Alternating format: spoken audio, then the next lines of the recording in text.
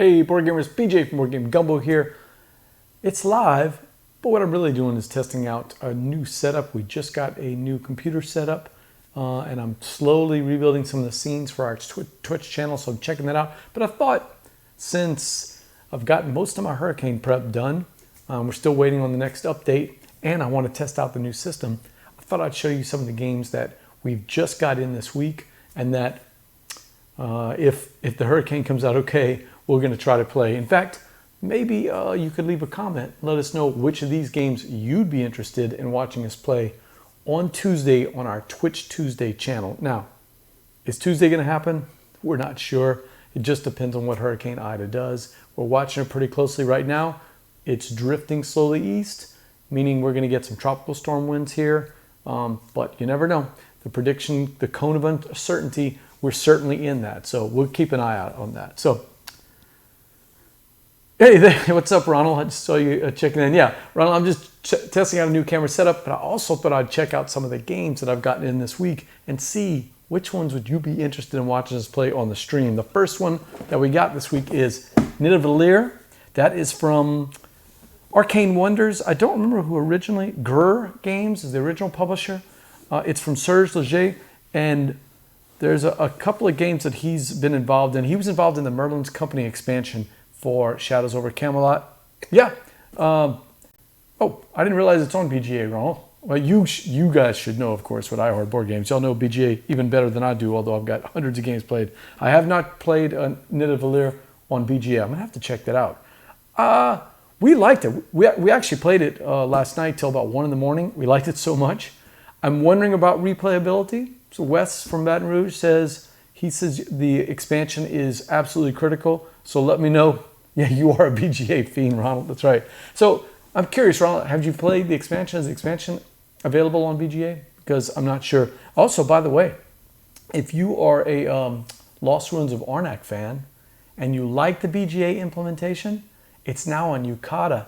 And I don't know, it might be a better implementation on Yucata. Hot take. That's a hot take there. So you only played it once. Okay, and it's not, Thing of Valir is not on there. We want to try it. So what is Nidavellir? It's a Dwarven themed game, but it's card drafting and a very, very evil bidding mechanic. When I say evil, I mean evil as in super fun. The bidding mechanic is 5 hidden gold coins. The gold coins range from 0 to 5, but you're going to build up those coins during the course of the game if you play your lowest one. It gives you a chance to buy a bigger coin. So it's sort of got a Splendorish feel to it, but way more advanced. And it's sort of got the hate drafting and the set collection scoring from like a Seven Wonders. But wow, I super enjoyed this one. Yeah, shots fired. Hey, we're all about the hot takes here. So somebody, and it may not be me, said, I played Seven Wonders 50 times. So sort of kind of getting tired of just a base game. I love the Armada version, but base game. So Nidavellir felt like Seven Wonders if you injected some fun back in. So that's Nidavellir from Arcane Wonders. We're going to check that out. We got another game coming out on Kickstarter coming up. Dan did Yokai Septet, one of my favorite trick-taking games. If you haven't played Yokai Septet, you should get a copy. It's fantastic. Dan's got a new game from Ninja Star Games called Reputation. He had talked about kickstarting about a year or two ago, then said, you know what, I want to tweak it, make it a little better. So I have not played it yet. I want to see the new changes. I played the older version, which we liked, but I'm glad to see that he's reworking it. I think he kind of changed up the theme. It's basically megacorps going after each other. There's a lot of bidding in it and a lot of both positive and negative aspects to how you build your corporation. So this is going to be pretty cool. Check it out. We're going to try to get this played this week and a couple of times, and look for a preview on our Crowdsurfing Lanyap on the Dice Tower coming up in late September or October. So I don't remember the date for the Kickstarter. I wish I did. Sorry about that, Dan. And that's Ninja Star Games, like I said, from the publisher of Yokai Septet, and its Reputation. Check it out on Kickstarter pretty soon. We got a new, I love these detective games. This might be my favorite of all the escape room games, the Detective, because you actually build out a little room and then you solve it. It's from DV Giochi. DV Giochi makes really cool escape room games, lots of cool card building games. And this one's called Detective Nightmare in the Mirror. Look, I haven't even opened it up yet. So my wife and I really enjoyed Blood Red Roses. I'm hoping, yeah, so Ronald, this is one for you and Jesse to do on your escape room nights. Have you guys played any of the detective games? Because I think detective is fun. It's not really an escape room game. It's more like if an escape room game and detective from Portal Games had like an illicit affair and there was a baby somewhere, maybe that would be it. So I like detective a lot. Nightmare in the Mirror is the newest one that we've gotten. You can play it from 1 to 6 players in about an hour. You actually build out the little place that you're going to explore, and the visual clues are there to look for. So take a look at that. Detective Nightmare in the Mirror. I can't wait to play that one. We got this in from our friends at 25th Century Games. It is huge. It's originally from Pintry Games, but 25th Century is publishing it in retail. So that's Michael and Christina Petrie. I'm going to say Pete because I'm from South Louisiana, but it says Petrie here. On the Rocks. What is On the Rocks? So first off, it's gorgeous. It's this is truly a Kickstarter come to retail. The inside of the box is just fantastic. I'll give you a sneak peek, but Bradley does a full unboxing on there, so I don't want to spoil that, but look at this. Take a look at this. Like, here are the player boards, and they look just like, it's almost as if you went to Ruffino's and they gave you the little drink menu. Oh yeah. So, well, what is it? The closest cousin I could say is something sort of like Azul, any kind of game where you're presented certain things that you've got to draft and make things with that. And everybody gets to affect other players' boards depending on what you're going to draft. So, yes, Ruffino's, yep. I bet you miss Ruffino's, don't you, huh? Not the Baton Rouge one, by the way. Sorry. Hot take again, Baton Rouge one. Come to Lafayette. Ruffino's on the River, fantastic. Not a sponsor of Gumbo Live yet. But On the Rocks is a really cool game, 1 to 4 players. I've only played it solo, and I really enjoyed the solo version. It's very breezy, very easy.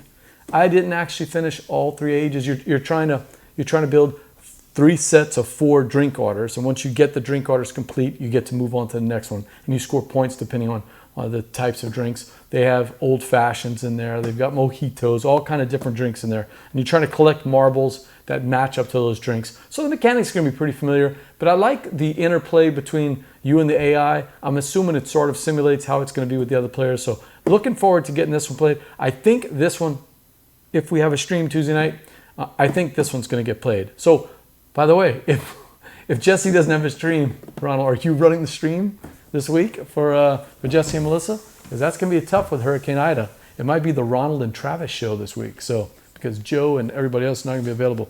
All right, what else we got? Ronald loves escape room games, and I think y'all have already played this one. Cosmos sent me the Sacred Temple. I've already popped open the box, but I haven't played it yet. Waiting for my wife to try it. I saw the tweaks in it. It's a puzzle game. Okay, pun there. It's truly a puzzle game where you actually build out a puzzle as you're doing the escape room. So if you like puzzles, there's plenty of puzzles in here. Tons of puzzles. So like I said, I have not even read the rules at all. So I want to see that. Yeah, I thought you guys had played this, the puzzle versions. Oh, that's Sakura. I kind of expected you guys to have done that. Okay, so Exit the Sacred Temple.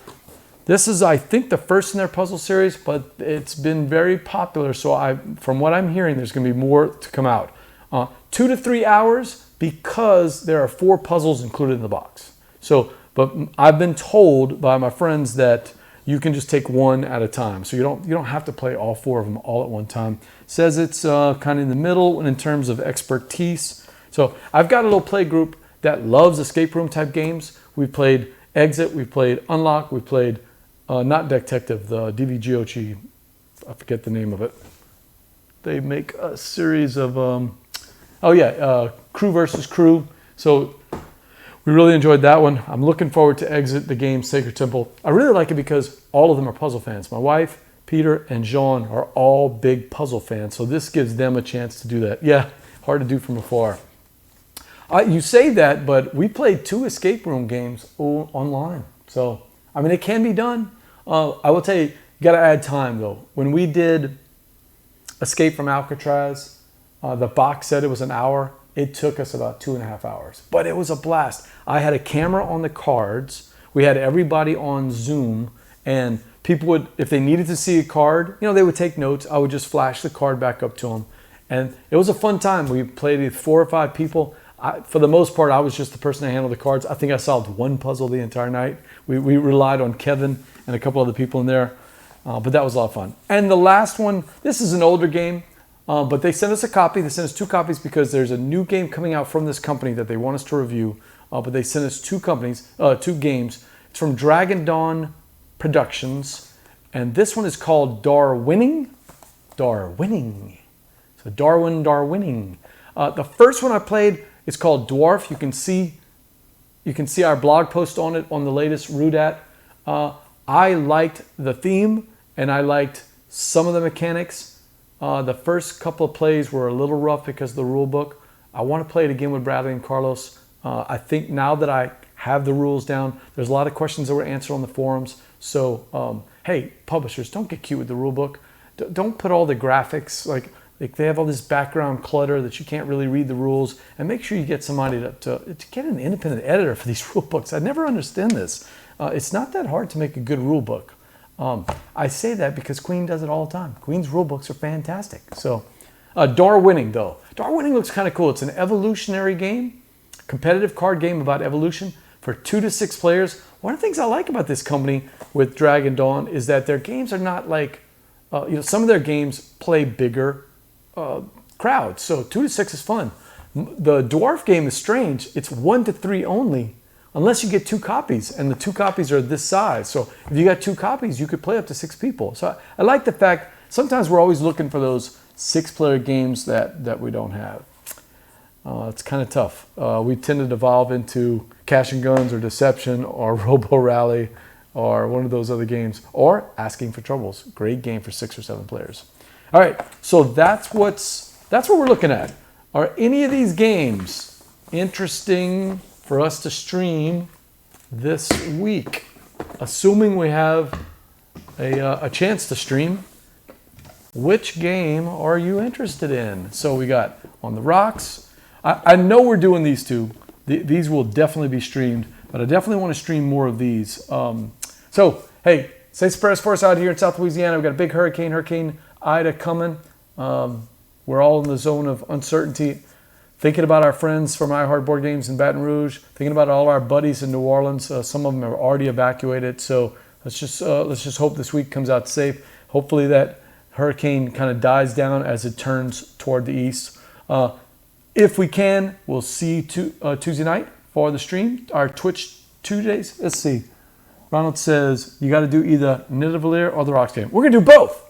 We're gonna do both. Why not both? Why not both? All right. So Ronald is our only voter. We're gonna go with Nidavellir and On the Rocks, and then maybe one other of these games, probably Reputation. So if I can make sure I get all the rules down. All right. So we've got Hurricane Ida on the way. I'm going to get back to my hurricane prep. I got the sandbags ready to go. Start putting those out, bringing in the patio furniture. And until next time, we'll see you on the other side. But, les bon temps roulé.